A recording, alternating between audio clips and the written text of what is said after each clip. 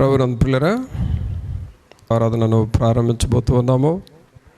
దయచేసి ప్రతి ఒక్కరూ ఈ లైవ్ ఆరాధనలో పాల్గొనుటకు మీ పనులు ముగించి దేవుని సన్నిధిలో పాల్గొని ప్రభువును స్తుతించవలసిందిగా ప్రేమతో అందరినీ ఆహ్వానిస్తూ ఉన్నాము. ప్రార్థన చేసుకుందామండి. పరిశుద్ధమైన మా ప్రభువా, మీకు స్తోత్రాలు వందనాలు చెల్లిస్తూ ఉన్నాము. మహోన్నతుడా, మా ప్రభు అయిన యేసు, మిమ్మల్ని స్తుతిస్తున్నామయ్యా. మేమందరం మీ సన్నిధిలో చేరి ఈ లైవ్ ఆరాధనలో పాల్గొని మిమ్మల్ని స్తుతించుటకు మీరు ఇస్తున్న ఈ సమయాన్ని బట్టి మీకు వందనాలు. మీ వద్దకు వచ్చి మేము నేర్చుకొని ఆత్మీయముగా బలపడి బిడ్డలుగా చేయండి నాయన. అలాగే పాల్గొనుచున్న బిడ్డలను, వారి కుటుంబాలను మీరు దర్శించండి, వారి పిల్లలను మీరు దర్శించండి. వినుచున్న వాక్యములు మా కుటుంబాలకు, మా సంఘానికి మేలుగా ఆశీర్వాదకరముగా చేయండి. ఈ ప్రియులైన వారిని అందరినీ మీరు దర్శించి ప్రతి ఒక్కరి ఆత్మలతో మీరు మాట్లాడి వీరి ఆత్మలు ఇంకా ఏ విషయాల్లో మేల్కొల్పబడవలసినదో మేల్కొల్పబడుటకును మీరే సహాయము చేయండి. మీ సన్నిధి, మీ సమాధానం ప్రతి ఒక్కరితో ఉంచి ప్రత్యేకమైన ఆశీర్వాదములతో ప్రతి ఒక్కరిని నింపమని, పరిశుద్ధాత్మడ మీరు అధ్యక్షతగా మాకు ఉండి మీరే నడిపించమని మా ప్రభు అయిన యేసు నామమున అడిగి వేడుకొనుచున్నాము తండ్రి. ఆమేన్. మరువని యేసయ్యా, నన్ను విడువని నా ప్రభువా అనే పాట పాడుచు మన దేవుని ఆరాధన చేసుకుందాము. మరువని యేసయ్యా, నన్ను విడువని నా ప్రభువా,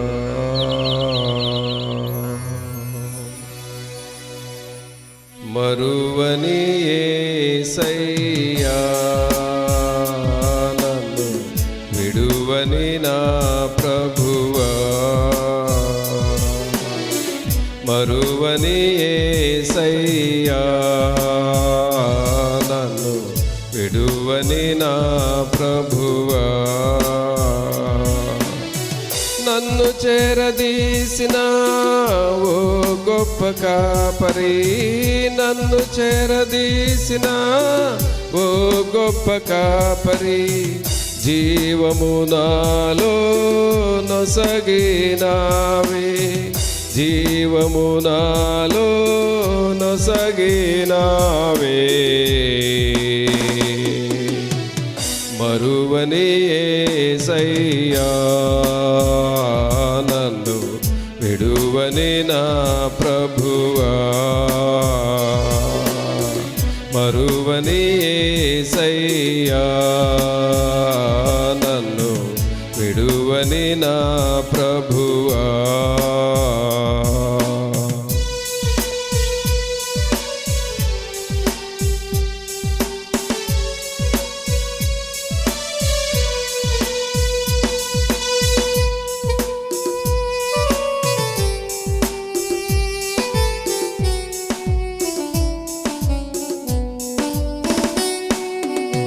శోధన వేదనలో నన్ను చూచిన నానాథా, శోధన వేదనలో నన్ను చూచిన నానాథా, కాపాడినావే, కృప చూపినావే, కాపాడినావే, కృప చూపినావే, నీ పాదములే నే మ్రొక్కెదను, నీ సిలువేనే మోసెదనయ్యా, మరువని యేసయ్యా, నన్ను విడువని నా ప్రభువా, మరువని యేసయ్యా, నన్ను విడువని నా ప్రభువా.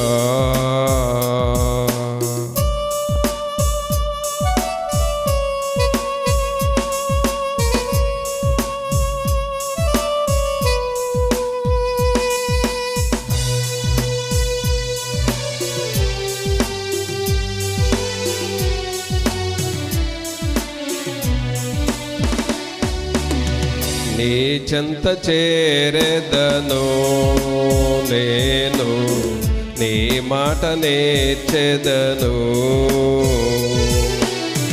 నీ చెంత చేరెదను నేను, నీ మాట నేర్చెదను.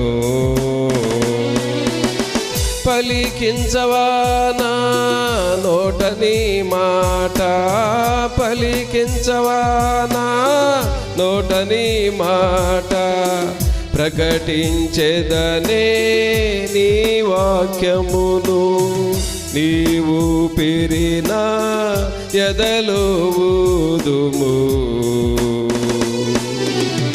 మరువని యేసయ్యా నన్ను, విడువని నా ప్రభువా. మరువని యేసయ్యా నన్ను, విడువని నా ప్రభువా.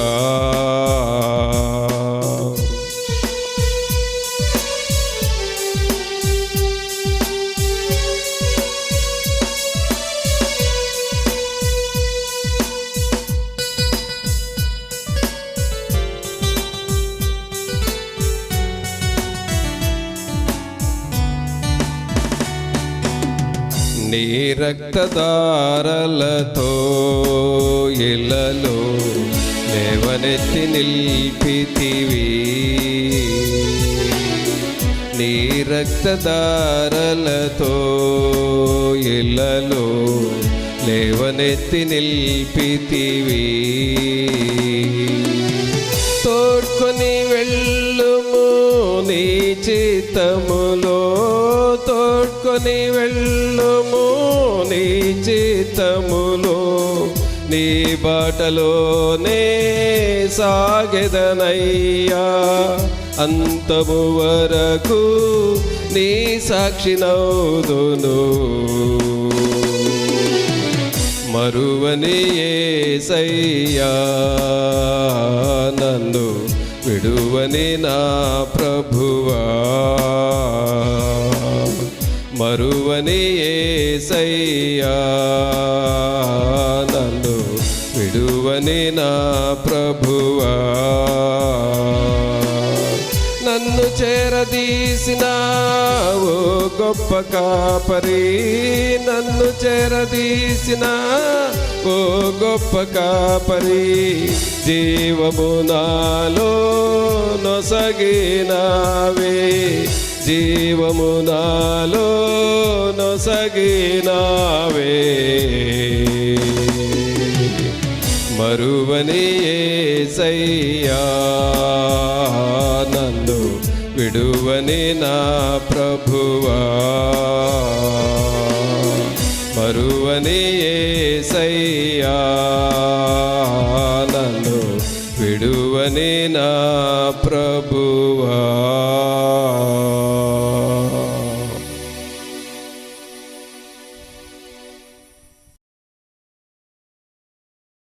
వందనాలు చెల్లిస్తూ ఉన్నాము. మహోన్నతుడా మా ప్రభు అయిన యేసు, మిమ్మల్ని స్తుతిస్తూ ఉన్నాము. మీరు మమ్మలను ప్రేమించి మా పట్ల మీరు చేయుచున్న ప్రతి మేలు సహాయమును బట్టి మీకు వందనాలు. మరలా తిరిగి ఈ రీతిగా మేము కలిసి మిమ్మల్ని స్తుతించుటకును, మీ నామమును ధ్యానము చేయుటకును, మీ వాక్యమును మాకు ఇస్తూ ఉన్నందుకై మీకు వందనాలు చెల్లిస్తూ ఉన్నాము. అలాగే మా సోదరులందరినీ మీరు దర్శించండి. ఆయా స్థలాల్లో నుండి మేము ఈ ఆరాధనలో ఈ రీతిగా పాల్గొనుటకు మీరు మాకు ఇస్తున్న ఈ సమయాన్ని బట్టి మీకు స్తోత్రాలు చెల్లిస్తూ ఉన్నాము. పరిశుద్ధాత్ముడా, మీ దయగలిగిన హస్తము ప్రతి కుటుంబం మీదకు రానివ్వండి. మీ సిలువ శక్తి ప్రతి బిడ్డను తాకులాగున సహాయము చేయండి. అలాగే మీ వాక్యము దగ్గరకు వస్తూ ఉన్నాము. మాతో మీరుండండి, మీరు మాట్లాడండి.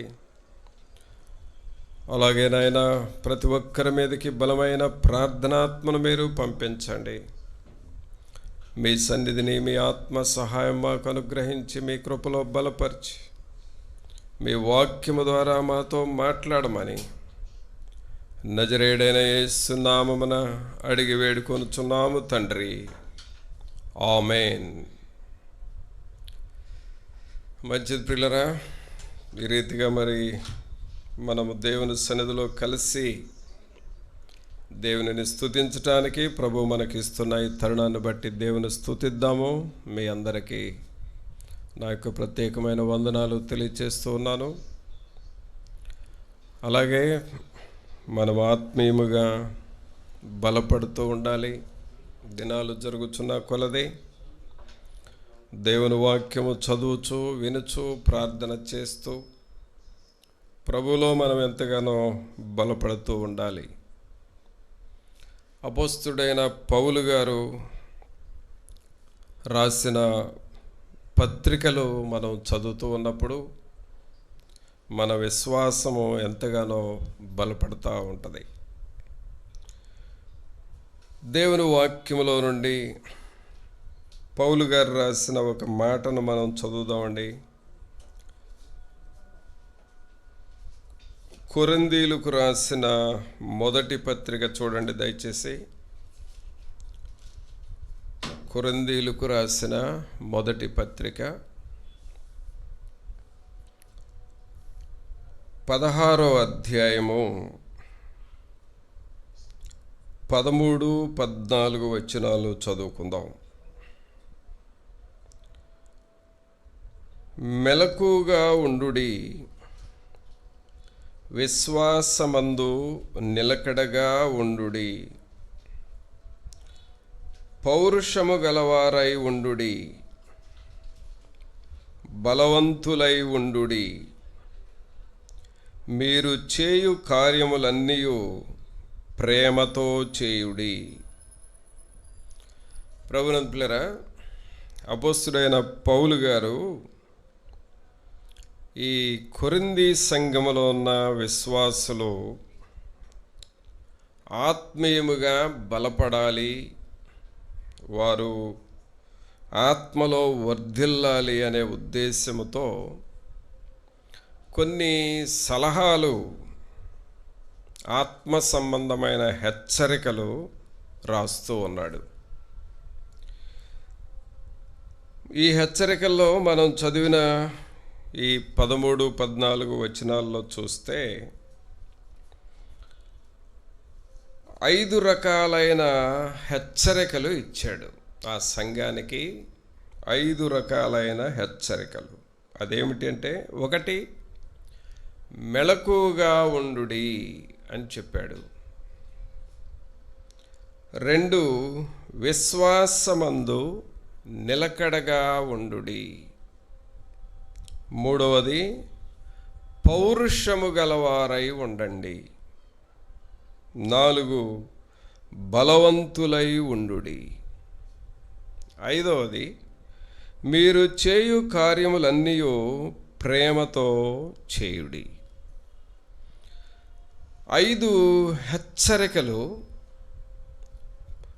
పౌలు గారు ఈ సంఘస్థులకు ఇస్తూ ఉన్నాడు. ప్రభువులారా, మన ఆత్మీయ జీవితాలు ఎప్పుడు వర్ధిల్లుతాయి అంటే, మనం ప్రార్థన చేస్తూ దేవుని వాక్యాన్ని చదువుతూ ఉన్నప్పుడు దేవుని వాక్యంలో కొన్ని హెచ్చరికలు వస్తూ ఉంటాయి. వాటిని మనం తీసుకోవాలి. అలాగే కొన్ని సలహాలు వస్తూ ఉంటాయి, వాటిని మనం తీసుకోవాలి. దేవుని వాక్యము మరి హెచ్చరికలు, సలహాలు, వీటి యొక్క సమ్మేళనము, వీటిని మనం తీసుకొని ధ్యానం చేసి మన ఆత్మీయ జీవితానికి అన్వయం చేసుకుంటూ ఉన్నప్పుడు అవి మనకు ఎంతో మేలు, ఆశీర్వాదకరంగా ఉంటాయి. అయితే ఈ 5 హెచ్చరికలు దాదాపు 5 ప్రసంగాలు. కానీ ఒక్క మాట మీద ఈ రాత్రి మనం ధ్యానం చేద్దాం. అదేమిటంటే, 2వది చూడండి, విశ్వాసమందు నిలుకడగా ఉండుడి అని అంటున్నాడు. ప్రియరా, మన భక్తి జీవితంలో నిలకడగా ఉండటం అనేది చాలా ప్రాముఖ్యమైన విషయం. నిలకడగా ఉండాలి. ఈ మాటను మనం ధ్యానం చేద్దామండి. ఇప్పుడు ఏమిటి నిలకడగా ఉండటం అంటే?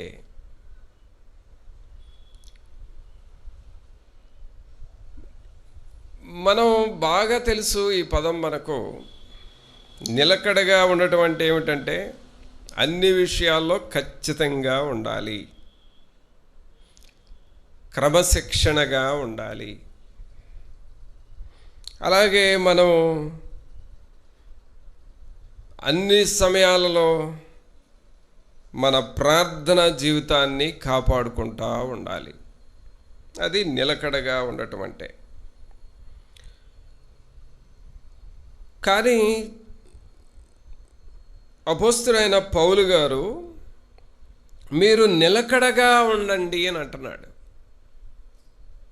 ప్రియరా, మన ఆత్మీయ జీవితాలు బలముగా ఉండాలి, ఎదుగుతూ ఉండాలి అని అంటే మనం నిలకడగా ఉండటం అనేది చాలా ముఖ్యమైన విషయం. ఏది ఏమైనా సరే, ప్రార్థన చేస్తూ ఉన్నావా, క్రమముగా చేయాలి. అప్పుడప్పుడు మానేసి వీలైనప్పుడు చేయటం అది నిలకడగా ఉన్నట్లు కాదు. అది క్రమముగా చేయాలి. అలాగే దేవుని వాక్యం చదువుతున్నావా, వాక్యాన్ని క్రమముగా చదువు. ఏదైనా సరే దేవుని పని ఒక క్రమబద్ధముగా చేస్తూ వెళ్ళాలి. ఉపవాస ప్రార్థనలో క్రమముగా పాల్గొనాలి. దేవుని పని క్రమముగా చేయాలి. అలాగే కుటుంబ ఆరాధనలో క్రమముగా చేయాలి. వీటిల్లో ఏది కూడా వీలైనప్పుడు చేసి వీలుగానప్పుడు మానేయటం అంటూ చేస్తే అది నిలకడగా ఉన్నట్లుగా కాదు. చాలాసార్లు సాతానుడు ఏం చేస్తాడంటే మనల్ని భక్తి చేయనిస్తుంది, కానీ ఎక్కడో ఒక చోట మనల్ని ఆపుతూ ఉంటుంది. ప్రార్థన చేసేవాళ్ళని చేయనిస్తుంది, బైబిల్ చదివేవాళ్ళని చదవనిస్తుంది. కానీ ఏదో ఒక చిన్న సమస్య పెట్టి నీ ప్రార్థన జీవితాన్ని ఆగిపోయేటట్లుగా చేస్తుంది. ఎక్కడో ఒక చోట మన ప్రార్థన జీవితం ఆగిపోతూ ఉంటుంది. సమయం ఉంటుంది, కానీ ప్రార్థన చేసే మనస్సు ఉండదు. బైబిల్ చదవటానికి సమయం కూడా ఉంటుంది, కానీ చదవాలి అనే మనస్సు ఉండదు. అంటే హృదయాన్ని అప్పుడప్పుడు కఠినము చేస్తూ ఉంటుంది. వాక్యం మీద, ప్రార్థన మీద మనస్సు లేకుండా ఒక రకమైన విసుగుదల వచ్చేటట్లుగా చేస్తూ ఉంటుంది. అప్పుడేమవుతుందంటే దేవుని సన్నిధిలో మనం పాటించాల్సిన ఆ క్రమాన్ని ఆపేస్తాం. అప్పుడే మనం నిలకడగా ఉండటం లేదు అని అర్థం. అందుకనే ఈ కొరింథీ సంఘాన్ని అపోస్తలుడైన పౌలు గారు ఏమని హెచ్చరిస్తున్నాడు? విశ్వాసమందు నిలకడగా ఉండండి. ఈ విశ్వాసానికి ప్రక్కన ఏం చేరాలి అని అంటే నిలకడ చేరాలి. నీ ప్రార్థనకు ప్రక్కన నిలకడగా ఉండటం అనేది అవసరం. ప్రార్థన చేస్తాం, కానీ నిలకడగా ఉండాలి. విశ్వాసం ఉంది, కానీ అప్పుడప్పుడు ఉన్న విశ్వాసం పోతా ఉంది. కావున అపోస్తలుడైన పౌలు గారు ఈ సంఘాన్ని ఏమి రాస్తున్నాడంటే, కొరింథీ సంఘస్థులారా, మీకు విశ్వాసం ఉంది, కానీ నిలకడగా ఉండండి. అందుకనే శిష్యులైన వారు యేసుక్రీస్తు ప్రభువుని ఏమని అడిగారంటే, ప్రభువా, విశ్వాసమునందు మమ్ములను అభివృద్ధి చేయండి అని అడిగారండి. విశ్వాసమందు మమ్ములను అభివృద్ధి చేయండి అనగా మనలో ఆ విశ్వాసాన్ని పెంచుకుంటూ ఉండాలంటే ప్రార్థన, వాక్యము, దేవుని యందు నమ్మకము పెంచుకుంటూ ఉన్నప్పుడు నీలో విశ్వాసం పెరుగుతూ ఉంటుంది. విశ్వాసం పెరిగినప్పుడు దేవుని యందు గొప్ప కార్యాలు మనం చేస్తూ ఉంటాము. మరి ఈ నిలకడను మనం సంపాదించుకోవాలండి. ప్రభునందు పిల్లరా, మన కుటుంబాలలో మనము ఈ నిలకడైన భక్తిని మనం చేయగలగాలి.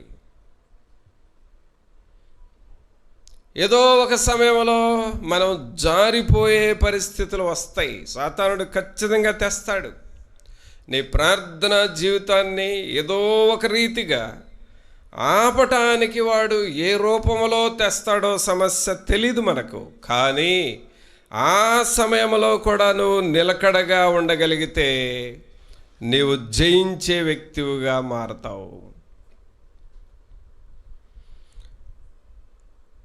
కావున ప్రభునందు పిల్లరా, పౌలు గారు ఈ సంఘాన్ని విశ్వాసమందు నిలకడగా ఉండండి అని రాస్తున్నాడు. ఏమిటండి నిలకడగా ఉండటం? ఎలా ఉండాలో చూద్దామండి. దేవుని వాక్యంలో కొలస్సీ పత్రికలో పౌలు గారు ఇంకొక మాట రాస్తున్నాడు. కొలస్సీలకు రాసిన పత్రిక 4వ అధ్యాయం చూడండి,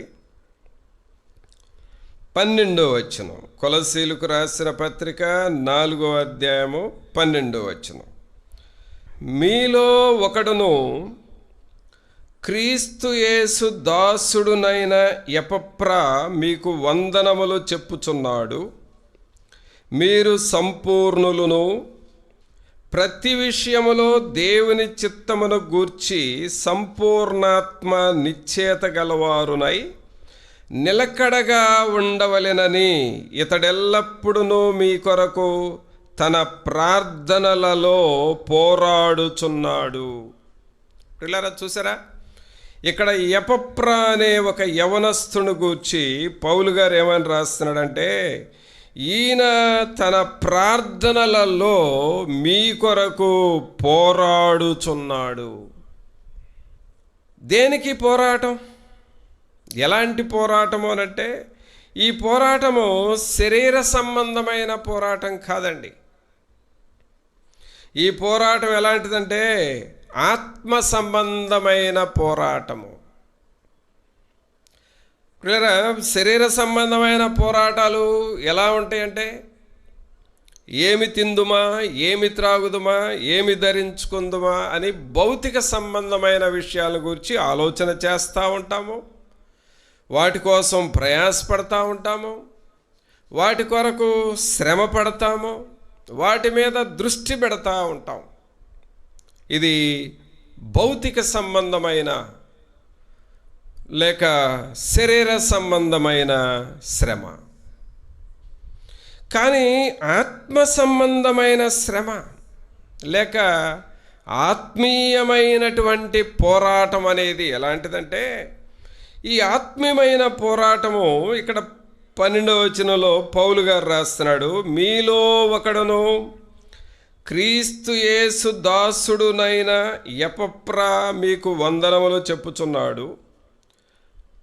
మీరు సంపూర్ణులను, ప్రతి విషయములో దేవుని చిత్తమును గూర్చి సంపూర్ణాత్మ నిశ్చయత గలవారునై నిలకడగా ఉండవలెనని ఇతడెల్లప్పుడూ మీ కొరకు తన ప్రార్థనలలో పోరాడుచున్నాడు. ఇక్కడ ఒక ఆత్మ సంబంధమైన పోరాటం ఉందండి. ఈ ఆత్మ సంబంధమైన పోరాటం ఏమిటంట? మీరు సంపూర్ణులను అనే మనం సంపూర్ణులముగా కావాలి దేవునిలో. నిండు మనస్సు కలిగిన వారముగా, సంపూర్ణత కలిగిన వారముగా మనం మారాలి. దేవునిలో మనం సంపూర్ణముగా మారాలి. అంటే ఏమిటి సంపూర్ణత? అంటే ప్రార్థన ఉండాలి,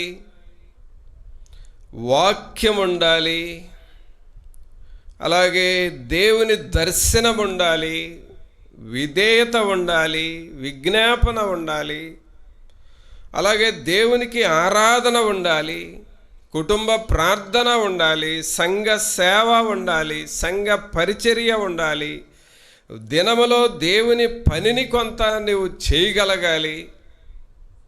ఇవన్నీ కలిస్తే మనం సంపూర్ణముగా మారతాము. ఈ సంపూర్ణతలోనికి మనం రావాలి. అందుకనే ఇక్కడ ఏమనంటున్నాడు? మీరు సంపూర్ణులను. తర్వాత ప్రతి విషయములో దేవుని చిత్తమును గూర్చి సంపూర్ణాత్మ నిశ్చయత గలవారై, అనగా ప్రతి సమయంలో కూడా దేవుని చిత్తమును మనం చేస్తూ ఉండాలంట. మనం ఏ పని చేసినా సరే, ప్రభువా నీ చిత్తం ఏమిటి? నీ చిత్తము ప్రకారం నా కుటుంబాన్ని నడిపించండి, అలాగే నీ చిత్తములో నా జీవితాన్ని నడిపించండి, మా పిల్లలను నడిపించండి అని ఏ రోజుకి ఆ రోజు మనం దేవుని చిత్తము కొరకు మనం ఎదురు చూస్తూ ఉండాలి. దేవుని చిత్తం అనగా మనం ఏం చేయాలి అని అంటే, ప్రభా నీ చిత్తమే జరగనివ్వండి, నా ఇష్టం కాదు, నా చిత్తం కాదు, నా జీవితంలో నా కుటుంబంలో మీ చిత్తమే జరగాలి అని దేవుని చిత్తానికి మనం అప్పగించుకోవాలి. అలాగే సంపూర్ణాత్మ నిశ్చయత కలిగి ఉండాలి. సంపూర్ణాత్మ అంటే మన మనస్సంతా కూడా దేవుని ఆత్మ చేత నింపబడటము. ఇప్పుడు మనకి కానా వివాహము గూర్చిన వాక్యాలు బాగా తెలుసండి మనందరికీ. కానా వివాహం, ఆ వివాహంలో మరి 6 రాతి బాణాలు ఉన్నాయని, ఆ సమయానికి ద్రాక్షారసం అయిపోయింది అని, ఈ విషయాన్ని మరి అక్కడ శిష్యులైన వారు యేసు ప్రభువుకి వెళ్ళి చెప్పారు, అయ్యా ద్రాక్షారసం అయిపోయింది అని చెప్పారు. అప్పుడు ప్రభు చెప్పిన మాట ఏమిటంటే, ఆ రాతి బాణలు ఖాళీగా ఉన్నాయి కదా అప్పటి వరకు, ఆ ఖాళీగా ఉన్న రాతి బాణలకి ప్రభు చెప్పిన మాట ఏమిటంటే, ఆ రాతి బాణల్ని నీళ్లతో నింపండి అని అన్నాడు. నీళ్లతో నింపండి అంటే అప్పటి వరకు ఆ రాతి బాణలు ఎలా ఉన్నాయంటే ఖాళీగా ఉన్నాయి. ఖాళీగా ఉన్న రాతి బాణలు నీళ్లతో నింపబడాలి. అది ప్రభువు చెప్పిన పని. ఎప్పుడైతే ఈ పరిచారకులకు ఆ రాతి బాణలను నీళ్లతో నింపండి అని చెప్పారో ప్రభు, వెంటనే వీళ్ళు వెళ్ళి మరి నీళ్లు కొట్టుకొచ్చి ఆ రాతి బాణలు నిండుగా పోశారు. అది కూడా బైబిల్లో ఏమనుందంటే అంచుల వరకు నీళ్లతో నింపిరి అని ఉందండి. అక్కడ అంచుల వరకు అంటే ఇక నిండుగా ఉన్నది. ప్రభునంతులారా, యేసుక్రీస్తు ప్రభువారు చెప్పిన మాట ఏమిటంటే, ఆ రాతి బాణలను నీళ్లతో నింపండి, నిండుగా నింపండి అన్నాడు. అది సంపూర్ణత. మనం కూడా మన ఆత్మీయ జీవితాల్లో ప్రార్థన చేసుకుంటాము, కానీ నువ్వెంత ప్రార్థన చేసినా నీకు అసంతృప్తిగా ఉంటుంది ఒక్కొక్కసారి.